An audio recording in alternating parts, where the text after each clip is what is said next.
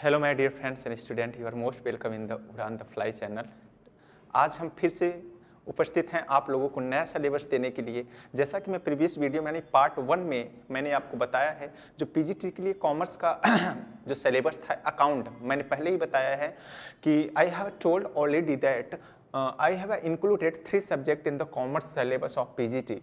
PGT में 3 subject को include किया जाता है, जैसा कि आपको मैं बता दिया है पहले से, और आज भी मैं यहाँ पे फिर से चर्चाएं जो है वो कर ही लेंगे। देखिए थोड़ा सा कैसे, देखिए पीजीटी में जब हम इन्वॉल्व करते हैं जो कॉमर्स सिलेबस होता है, तो मैं अकाउंट की सबसे पहले मैं बात कर लेता हूं, और इसके बारे में मैंने बताया भी है पार्ट 1 में। इसको देखने से पहले याद रखना कि आप पार्ट 1 को जरूर देखिएगा, और पार्ट 1 को जब देखेंगे तो 100% चीजें आपको समझ में आएंगी। हमने अकाउंट का सिलेबस उसमें बताया है, लेकिन आज हम लोग किसकी चर्चा करेंगे सिलेबस की? वो बिजनेस ऑर्गेनाइजेशन की। Today I will discuss the syllabus of about the business organisation and business management both. इन दो आज की जो वीडियोज होने वाला है गाइस, वो आज हम सिलेबस बात करेंगे business organisation and business management की, जो बहुत ही इंपॉर्टेंट होने वाला है। मैं पहले ही बताया हूं, अगर आप कुछ चीज करना चाहते हैं तो सबसे पहले सिलेबस को पकड़िए। सिलेबस को मैंने अकाउंट में बताया है, पार्ट 1 में मैंने अकाउंट का सिलेबस बताया है, और आज जो वीडियो है आज पार्ट 2 में मैंने आपको किसका सिलेबस दूंगा कि business organisation and business management, जो कि बहुत ही इंपॉर्टेंट है। इसकी चर्चाएं हम आज कर लेंगे। तो इसके में जान लेंगे कि कौन कौन से लेसन से कौन कौन से टॉपिक से हमको स्टडी करनी है, so that I can attend the many question in the examination of PGT, so कि मैं अटेंड कर सकूं। और जब मैं इसके बारे में जानकारी स्टडी कर लूंगा, ज़्यादा नॉलेज अचीव कर लूंगा, तो मुझे स्टडी करने में बहुत कॉम्प्लिकेटेड नहीं होगा। हाँ, ये बात की है कि थोड़ा सा हमको और थोड़ा सा एक्स्ट्रा पढ़ना पड़ेगा, वो मैं बताऊंगा, लेकिन यहाँ पे आपको इसी के अकॉर्डिंग स्टडी करनी है। तो चलिए आज हम सिलेबस किसकी बात कर लेते हैं, केवल और केवल business organisation and business management, और हिंदी में इसको कहते हैं क्या? हिंदी में इसको कहते हैं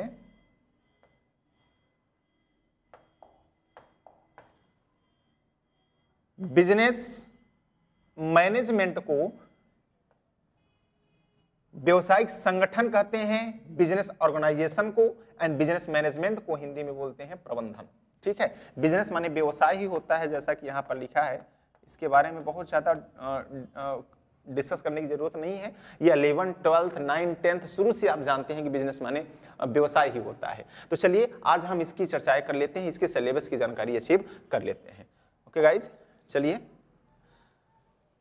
देखिए यहां पे लिखा है, आपको देखने में मिल रहा होगा, यहां पे लिखा है पार्ट, यहाँ पे मैंने ये पार्ट है, ये जो लिखा हुआ है ये पार्ट होता है। मैंने पार्ट 1 में मैंने फर्स्ट सिलेबस अर्थात अकाउंट के सिलेबस में डिस्कस किया था। आज मैं syllabus of business organisation and business management, इसको हिंदी में क्या कहते हैं? बिजनेस ऑर्गेनाइजेशन को व्यवसायिक संगठन कहते हैं, और बिजनेस मैनेजमेंट को व्यवसायिक प्रबंधन कहते हैं। इसके बारे में हम आज बात करेंगे, क्या क्या स्टडी करनी है। पहला जो लेसन हमको टच करना है, जो पहला हमको पढ़ना है, वो पढ़ना है कि व्यवसायिक संगठन एवं क्षेत्र क्या पढ़ना है? व्यवसायिक संगठन एवं क्षेत्र, मतलब बिजनेस ऑर्गेनाइजेशन एंड इसका स्कोप हमको पढ़ना है। स्कोप माने होता है क्षेत्र, याद रखना, ये बहुत इंपॉर्टेंट है। याद रखना, ये शॉर्ट में नहीं है, बहुत ही ह्यूज, बहुत है एक्सप्लेनेशन जब हम करेंगे, बहुत जब हम डिस्क्रिप्शन में आपको स्टडी करेंगे तब बहुत ज्यादा आपको स्टडी करनी पड़ेगी। यहाँ पे भी आपको छोटा छोटा लग रहा होगा अभी, क्योंकि हम सिलेबस दे रहे हैं, अभी टॉपिक का नाम, लेसन का नाम हम दे रहे हैं, इसलिए आपको लग रहा होगा कि नहीं सिलेबस छोटा है। लेकिन गाइस सिलेबस छोटा नहीं है, ये बहुत ही हमको डीप में जाना पड़ेगा, क्योंकि वहां पे मल्टीपल चॉइस क्वेश्चन रहेंगे। You have the 1 question and you have the 4 option for attend, आपके पास 4 ऑप्शन रहेंगे, एंड क्या सही है क्या गलत है आपको वहां पे सेलेक्ट करना पड़ेगा। तो इसलिए हमको डीपली स्टडी करनी पड़ेगी, और मैं बताऊंगा। तो ये रहा है आपका पहला लेसन, जिसमें हमको पढ़ना पड़ेगा कि बिजनेस ऑर्गेनाइजेशन यानी business organisation and its scope. Business organization किसे कहते हैं, और इसका हमको क्या पढ़ना है? क्षेत्र पढ़ना है कि क्या है इसका स्कोप, क्या है बिजनेस ऑर्गेनाइजेशन का। और जो सेकंड लेसन है उसमें हमको पढ़ना है हिंदी में व्यवसायिक संगठन का अर्थ, प्रकृति एवं उद्देश्य, जैसा कि हमने इसमें वही बताया है। देखिए what is the meaning of क्या? Business organisation. देखिए nature and object of business organisation, याद रखिए meaning, nature and object of business organisation, इसके बारे में मुझे स्टडी करनी है। व्यवसायिक संगठन किसे कहते हैं, उसकी प्रकृति यानी नेचर क्या होती है, और in what is the object and it's characteristic of the business management, इसकी विशेषता और उद्देश्य क्या होती हैं, इसमें हमको स्टडी करनी है। जो तीसरा लेसन है इसमें हमको पढ़ना है इन्वायरमेंट के बारे में, यानी पर्यावरण प्रदूषण एवं उद्योग धंधे हमको पढ़ना है, और इंग्लिश में इसको बोलते हैं environment pollution and business industries. ये बहुत बड़ा टॉपिक है, इसमें 5 लेसन हमको स्टडी करनी पड़ेगी, याद रखना हमको इसको 5 लेसन स्टडी करनी पड़ेगी। एंड जो 4th नंबर में है आपका, वो हमको पढ़ना पड़ेगा कि व्यवसायिक संगठन के स्वरूप क्या होते हैं, the nature of professional organization. कुछ ऐसे ऑर्गेनाइजेशन होते हैं, काइंड होते हैं, प्रकार होते हैं, उनके स्वरूप क्या होते हैं, व्यवसायिक संगठन के कितने प्रकार के व्यवसायिक संगठन होते हैं, कैसे काम करते हैं, ये सारे के सारे हमको क्या करने पड़ेंगे, स्टडी करनी पड़ेगी। चलिए अब 5वें नंबर पर हम डिस्कस कर लेते हैं। आपका क्या है, जो 5वें नंबर पर है आपका, वो है 5वें नंबर पर आपका है कि व्यापार का अर्थ एवं प्रकार। अब याद रखिएगा कि अब यहां से थोड़ा सा चेंज हो रहा है, अब हमको पढ़ना पड़ रहा है कि what is the meaning of trade and it's kind. Trade किसे कहते हैं और इसके प्रकार क्या होते हैं। अब ट्रेड याद रखिएगा कि मेनली जो होते हैं गाइज, वो ट्रेड 2 प्रकार के होते हैं। ट्रेड को हिंदी में व्यापार कहते हैं। ये 2 प्रकार के होते हैं। पहला होता है होम ट्रेड, इसे बोलते हैं हिंदी में इसको बोलते हैं देसी व्यापार, इंडिजीनियस ट्रेड भी बोलते हैं, और दूसरा होता है फॉरेन ट्रेड, और हिंदी में इसको बोलते हैं विदेशी व्यापार, विदेशी व्यापार। और मैं अगर इसके काइंड की बात करूं तो देसी व्यापार जो होते हैं वो उसके 3 प्रकार के होते हैं, यानी इसके अंदर 3 आते हैं। पहला होता है लोकल ट्रेड,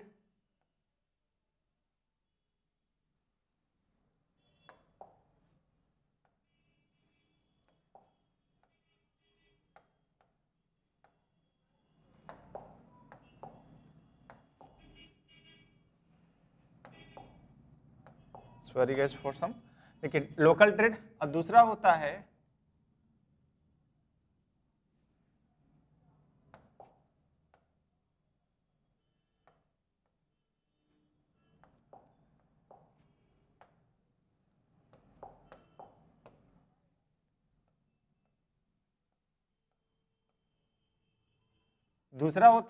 स्टेटिकल, स्टेट भी बोल सकते हैं ट्रेड, और जो तीसरा होता है इंटर स्टेट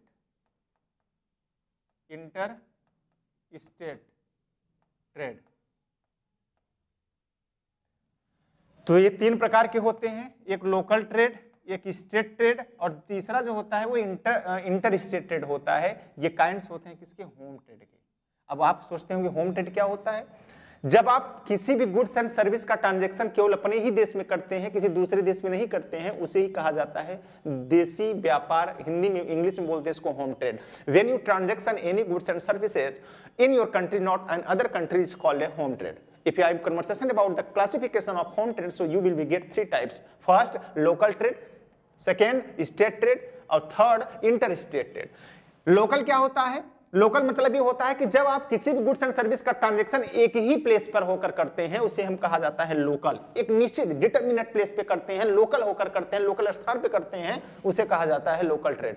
और दूसरा, जब किसी भी गुड्स एंड सर्विसेज का ट्रांजैक्शन आप एक निश्चित स्थान या डिटरमिनेट प्लेस से हटकर एक स्टेट लेवल, एक राज्य लेवल तक करते हैं, उसे कहा जाता है क्या, स्टेट लेवल तक। अर्थात अगर कोई भी आप व्यापार कर रहे हैं तो केवल यूपी में ही करिए, ये आपका स्टेट हो गया। अब हम बात करें इंटर स्टेट मतलब क्या होता है। इंटर स्टेट मतलब ये होता है कि जब आप किसी भी गुड्स एंड सर्विस का ट्रांजैक्शन एक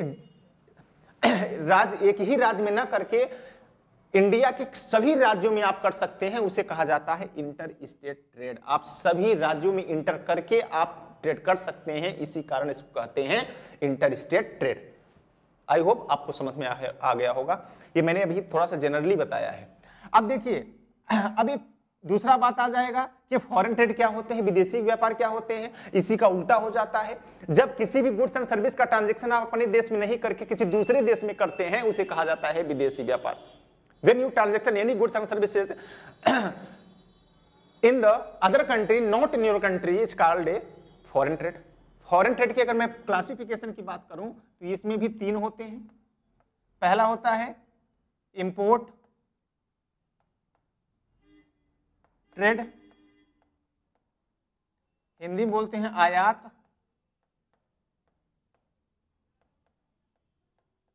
दूसरा एक्सपोर्ट ट्रेड,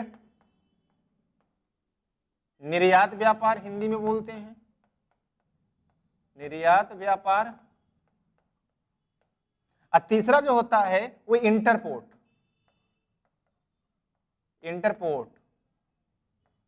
ट्रेड,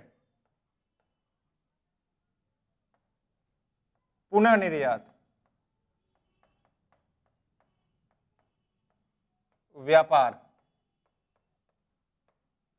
ये रहा है आपके क्लासिफिकेशन किसका, फॉरेन ट्रेड का। कभी कभी पूछ लेता है कि फॉरेन ट्रेड के कितने प्रकार होते हैं या फिर होम ट्रेड के कितने प्रकार होते हैं, तो याद रखिएगा फॉरेन ट्रेड के केवल 3 ही प्रकार होते हैं। एक होता है जब हम किसी दूसरे देश से गुड्स एंड सर्विस अपने यहां मंगवाते हैं तो उसे कहा जाता है import. when any goods and services import and other countries is called a imported। जब हम कहीं किसी दूसरे देश में माल भेजते हैं यानी गुड्स एंड सर्विस को हम भेजते हैं तो उसे कहा जाता है एक्सपोर्ट। और जब हम, अब याद रखना ये थोड़ा सा इंटरपोर्ट अलग है। इंटरपोर्ट मतलब होता है कि जब हम किसी भी कंट्री से किसी भी गुड्स एंड सर्विस को मंगवाते हैं किसी दूसरे देश को एक्सपोर्ट करने के लिए, उसे ही कहा जाता है इंटर एक्सपोर्ट। सपोज करिए ये रहा आपका अमेरिका, ये रहा आपका क्या कहते हैं भारत, और ये रहा आपका चाइना। अब जो भारत है वो अमेरिका से एक मशीन मंगवाया है और चाइना को निर्यात करने के लिए, एक्सपोर्ट करने के लिए। तो जब ये यहां से मंगवाता है और भारत मंगवाकर इस मशीन को और चाइना के पास भेजता है, उसे ही कहा जाता है इंटरपोर्ट अर्थात पुनर्निर्यात। Is that clear? I hope आपको समझ में आ गया होगा। चलिए, तो ये आपको हम पहले ही बता दिए, किसमें हमको पढ़ना है व्यापार के बारे में। जो क्या होता है, व्यापार कितने प्रकार के होते हैं, ये पूरा मैंने डायग्राम बता दिया, इससे ज्यादा कुछ होते ही नहीं। ये ट्रेड होता है, ट्रेड 2 प्रकार के होते हैं, home trade, foreign trade. Home trade के 3 काइंड्स होते हैं, local, state and inter state. अब फॉरेन ट्रेड के 3 काइंड्स होते हैं, इंपोर्ट, एक्सपोर्ट एंड इंटरपोर्ट। मैंने यहाँ पे बता दिया, ये बहुत ब्रीफली था, मैं एक्सप्लेनेशन इसको बाद में करूंगा। अभी मैंने बताया भी अच्छे ढंग से, बस इससे ज्यादा इसमें कुछ नहीं आएगा, लेकिन कुछ डीपली चीजें होती है जो मैं उसमें बताऊंगा। तो चलिए, ये रहा है आपका 5वां जो लेसन था, 5वां जो टॉपिक था, उसमें आपको जो स्टडी करनी थी।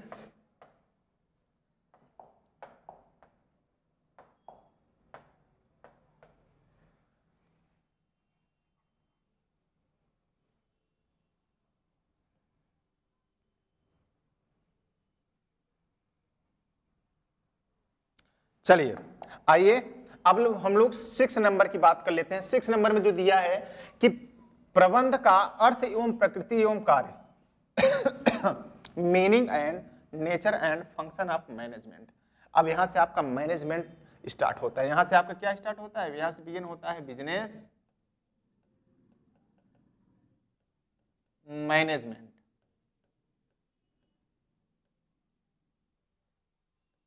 बिजनेस मैनेजमेंट यहां से आपका स्टार्ट होता है, और हिंदी में इसको बोलते हैं व्यवसायिक प्रबंध। क्या बोलते हैं हिंदी में इसको? व्यवसायिक प्रबंध। Is that clear? आइए सबसे पहले 6 नंबर बात कर लेते हैं। 6 नंबर हमको ये पढ़ना है कि आखिर what is the meaning of management. Management का मतलब, अर्थ किसे कहते हैं, और उसका नेचर क्या होता है, उसके फंक्शन क्या होते हैं, हमको ये स्टडी करनी पड़ेगी। और 7वें नंबर पर जो मैंने लिखा है कि प्रबंध की विभिन्न विचारधाराएं, डिफरेंट आइडियोलॉजी ऑफ मैनेजमेंट। याद रखना बहुत इंपॉर्टेंट है। कभी कभी वो आइडियोलॉजी लिख के दे देता है और पूछ लेता है कि आइडियोलॉजी किसने दिया। आपको अगर पता होगा तो 100% आप उसमें सही मार्क करेंगे, अगर आपको पता नहीं होगा तो आप छोड़ के क्वेश्चन चले आएंगे, लीव करके, गिव अप करके क्वेश्चन चले आएंगे। इसलिए ये विचारधाराएं जो आइडियोलॉजी होते हैं मेनी फिलोसफर के, बहुत इंपॉर्टेंट होते हैं। इसको मैं आपको बताऊंगा, तकरीबन 50-60 तो इसमें बता देंगे, आप 100% इसको रट जाइएगा। और 50-60 में से कम नहीं तो 7-8 तो आइडियोलॉजी जरूर पूछ लेता है कि ये किसका है, इतना याद रखिएगा।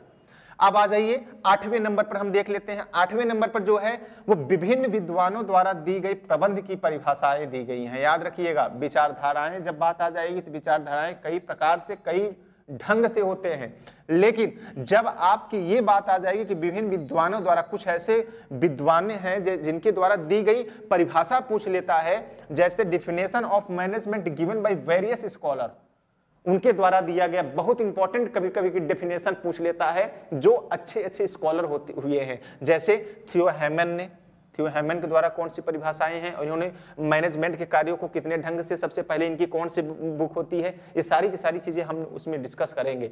आगे देखिए हेनरी फोयल ने क्या कहा है, हेनरी फोयल के कितने फंक्शन होते हैं, इन्होंने क्या कहा है मैनेजमेंट को लेकर, इनके क्या प्रिंसिपल होते हैं, इनके क्या आइडियोलॉजी होते हैं, ये सारी की सारी हम इस पर डिस्कस बात करेंगे। आगे देखिए, और तीसरे नंबर पर जो आपका होता है वो क्या होता है, तीसरे नंबर पे आपका है F.W. टेलर। इन्हें प्रबंध के जनक भी कहा जाता है। याद रखिए, इनको क्या कहा जाता है, प्रबंध के जनक, इन्हें प्रबंध के जनक भी कहा जाता है। याद रखिएगा, प्रबंध के जनक कहा जाता है। कौन से प्रबंध के, वैज्ञानिक प्रबंध के, वैज्ञानिक प्रबंध, F.W. टेलर को, ठीक है। इसको साइंटिफिक मैनेजमेंट बोलते हैं, साइंटिफिक मैनेजमेंट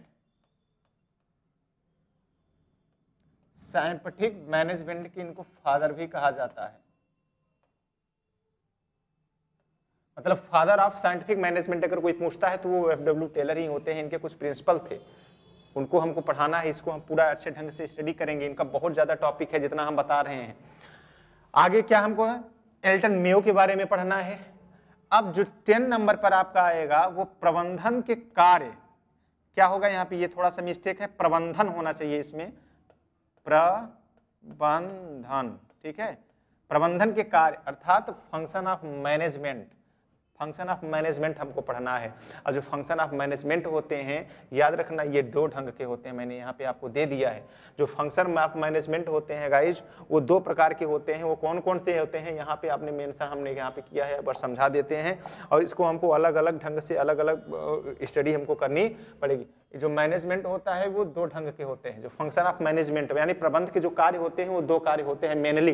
पहला होता है प्रमुख कार्य यानी मेन फंक्शन, कभी कभी इसको प्राइमरी फंक्शन भी कहा जाता है, प्राइमरी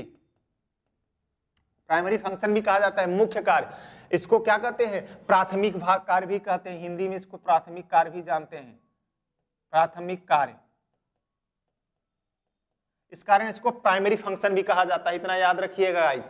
अब दूसरे नंबर पर जो होता है वो आपके सहायक कार्य होते हैं, जिसको इंग्लिश में सब्सिडरी फंक्शन बोलते हैं। क्या बोलते हैं, सब्सिडरी फंक्शन बोलते हैं। अब देखिए, अगर मैं बात करूं, if I talk about the function of management, so you will get 2 type the function of management, first main function and secondary subsidiary function. I am right? Yeah absolutely I am right. Will we get 2 type mainly function of management, so main function and subsidiary function. If I talk about the main function, so you will be get only 7 function of the management of main function. First क्या होता है, जो यहाँ पे numbering नहीं किया गया है, यहाँ पे मैं नंबरिंग कर देता हूँ। ये first and second and third, fourth, fifth and sixth, समझिए आप। अब ये जो फर्स्ट नंबर के आपका क्या होता है, फंक्शन होता है, उसको बोलते हैं प्री एस्टिमेशन एंड प्लानिंग, अर्थात पूर्वानुमान तथा नियोजन, इसको हिंदी में बोलते हैं। बहुत इंपॉर्टेंट है, ये मैनेजमेंट के फंक्शन होते हैं, इसको अलग अलग हमको स्टडी करिए, अलग अलग से काफी क्वेश्चन पूछे जाएंगे।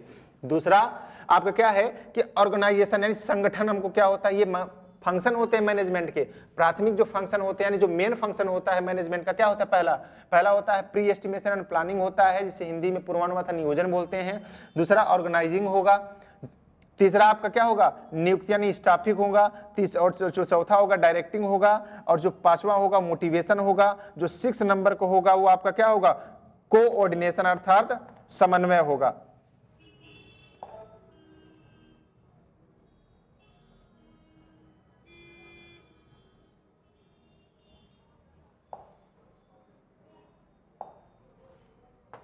क्या होगा? मेन फंक्शन मैंने बताया कि मेन फंक्शन मेनली आपके कितने होते हैं? केवल 7 ही होते हैं। You have the 7 main function of management, 1 2 3 4 5 6 7। First, अब आप समझिए, इसको रटने की जरूरत नहीं है, एकदम दिमाग में बैठा लीजिए, बहुत ही सिंपल है।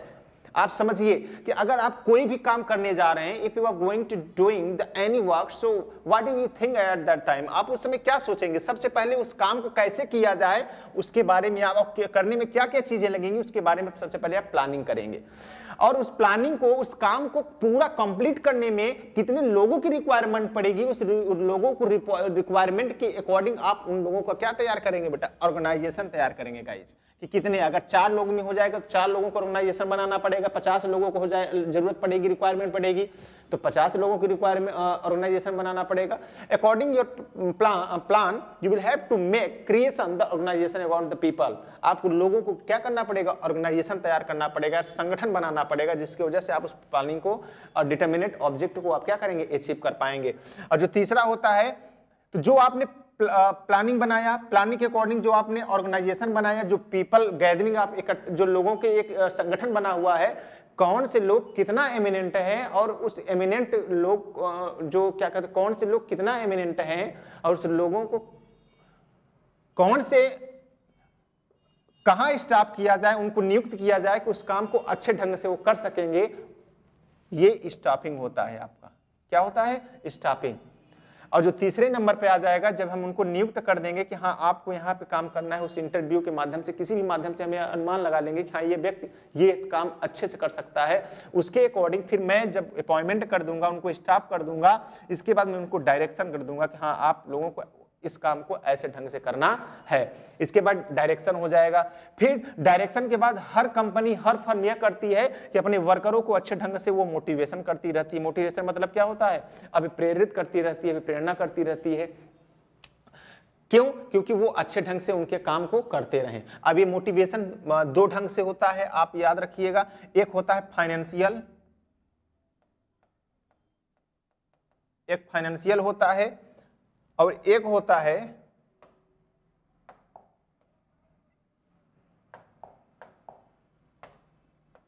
पहला होता है फाइनेंशियल और दूसरा होता है नॉन फाइनेंशियल। नॉन फाइनेंशियल, या हम इसको ओरल भी बोल सकते हैं, ओरल। ठीक है। तो फायदा ये रहता है कि मोटिवेशन का, जब हम हर कोई कंपनी क्या करती है? मोटिवेशन करती रहती है, अपने कर्मचारी, अपने एम्प्लॉय को मोटिवेटेड करती रहती है, तो वो अच्छे ढंग से उस काम को करते हैं। जैसे हम लोग नॉर्मली भी करते हैं, अगर कोई भी आया, किसी भी अच्छे ढंग से कोई काम कर रहा है, कोई भी वर्कर है, अगर उसकी सैलरी 5,000 रुपये, अगर 5,000 मैं 500 उसको देता हूँ, एक्स्ट्रा दे देता हूँ, तो वो अच्छा, उसको लगता है कि नहीं आज हमारे क्या कहते हैं कंपनी द्वारा या हमारे इंस्टीट्यूट द्वारा मुझे 500 रुपये बोनस मिला है, मैं और अच्छे ढंग से काम करूंगा। तो ठीक ऐसे ही होता है कि जब आप किसी काम कर रहे होते हैं, उसके डायरेक्शन के अकॉर्डिंग जब काम करते हैं, तो हर इंस्टीट्यूट, हर संस्था, हर कंपनी आपको मोटिवेशन के तौर पर या तो आपको बोनस वगैरह देगी या पैसा वगैरह देगी, तो वो फाइनेंशियल हो जाता है। और कभी कभी होता क्या है कि वो पैसे न देकर ओरली ढंग से मोटिवेट करते हैं, अपने बात से, अपने स्पीच से अच्छे अच्छे स्कॉलर को बुलाते हैं और वो साथ से मोटिवेट करते हैं, ताकि उनके बातों को सुनकर आप मोटिवेटेड होकर अच्छे ढंग से काम करने लगे। वो नॉन फाइनेंशियल में आएगा।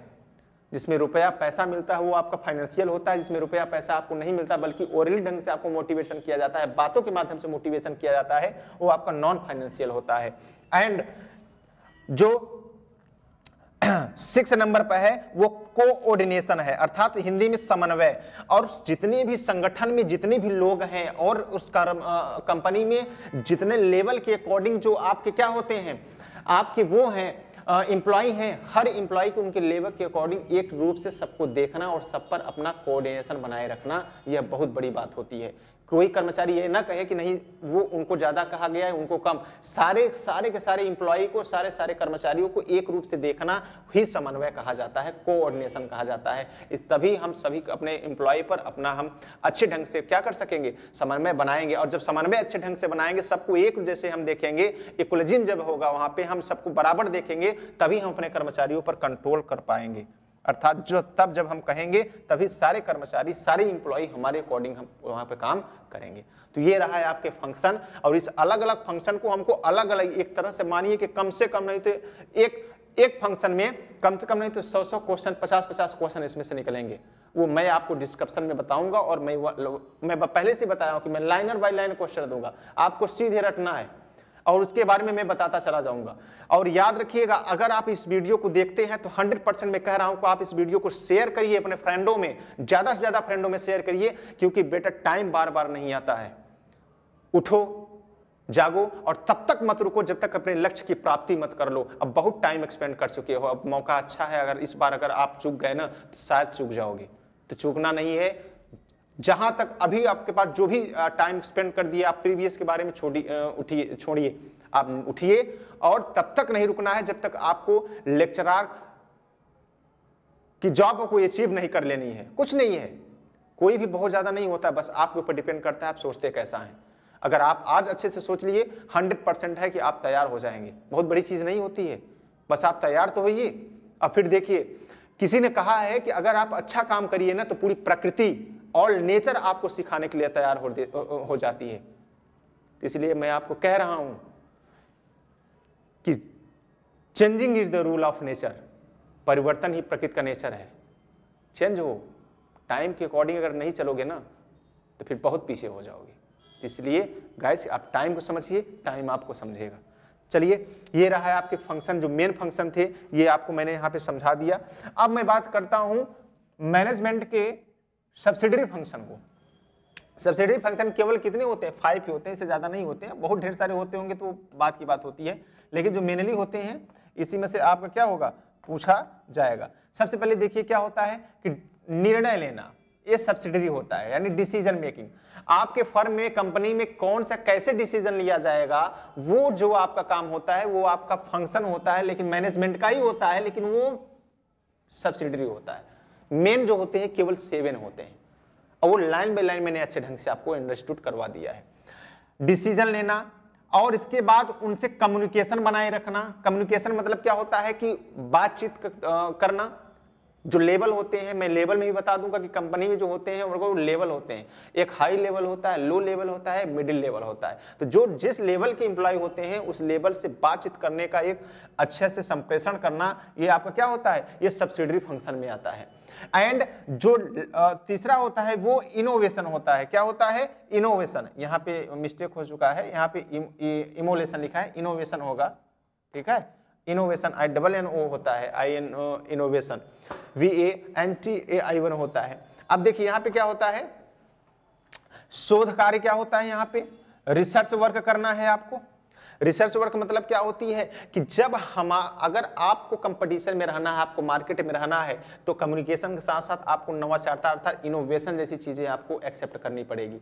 और जब इनोवेशन जैसी चीजें आपको एक्सेप्ट करनी पड़ेगी तो आपके फर्म में, आपके कंपनी, आपके इंस्टीट्यूट में रिसर्च वर्क जरूर प्लेस होना चाहिए। अर्थात कि कब मार्केट में कोई नई फैशन की चीजें आ रही हैं, उसको तुरंत रिसर्च करके आपको फॉलो कर लेना है। इसके लिए आपके फर्म में, आपके कंपनी में, आपके इंस्टीट्यूट में रिसर्च वर्क जरूर होना चाहिए। कभी कभी आपने देखा होगा, आप मॉल में गए, कोई चीज आपको बहुत अच्छी लग गई, अब पता चला वो लूज पड़ गया, टाइट पड़ गया। आपको वहां पे जो ओनर होता है, जो वहां पे सेलर होता है, जो मैनेजर होता है, कहता है सर 1 मिनट रुकेंगे, मैं आपको तुरंत देता हूं। आपको पसंद है, तुरंत वो भेजा। वहां पे ऊपर सब उसका वर्कर रहते हैं जो यही काम करते हैं, तुरंत आपको टाइट करके तुरंत आपको दे देते हैं। तो यही होता है रिसर्च वर्क,